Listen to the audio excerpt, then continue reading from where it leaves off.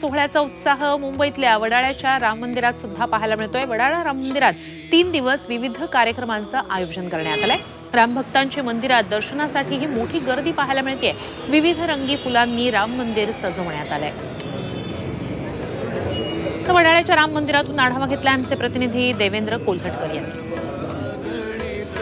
आज अयोध्येत रामलल्लाच्या मूर्तीची प्राणप्रतिष्ठापना सोहळा पार पडणार आहे। स्वाभाविक आहे, याचा मोठा आनंद आणि उत्साह जो आहे तो संबंध भारतभर आपल्याला पाहायला मिळतोय। मुंबईत देखील आपल्याला अशाच पद्धतीचं चित्र पाहायला मिळतंय। यावेळी मी मुंबईतील प्रसिद्ध अशा वडाळा इथल्या राम मंदिरामध्ये आहे। तिथे आपण बघतो की सकाळपासूनच भाविकांची, रामभक्तांची मोठी रांग जी आहे ती दर्शनासाठी लागलेली आपल्याला पाहायला मिळते। संपूर्ण मंदिराची जी आहे ती सजावट करण्यात आलेली आहे आणि एक आनंदाचं आणि उत्साहाचं वातावरण जे आहे ते आपल्याला या राम मंदिरामध्ये पाहायला मिळत आहे।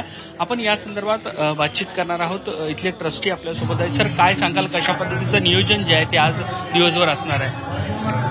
वडाळ्याचं राम मंदिर हे महाराष्ट्राची अयोध्या म्हणून ओळखलं जातं आणि त्याचाच लौकिक राखण्यासाठी आम्ही अयोध्येमध्ये होणाऱ्या पुनर्प्रतिष्ठेच्या अनुषंगाने इथे 3 दिवसाचा उत्सव ठेवलेला आहे। काल आणि परवा धार्मिक तसेच कल्चरल सांस्कृतिक कार्यक्रमांसाठी सगळ्यांनी कालचे 2 दिवस व्यवस्थित पार पडलेले आहेत। आज तिसरा आणि शेवटचा दिवस आहे। आज आता याचा 108 कलशाभिषेकाचा आयोजन आहे। व्हिडिओ जर्नलिस्ट प्रकाश चव्हाण, देवेंद्र कोल्हटकर, झी मीडिया, मुंबई।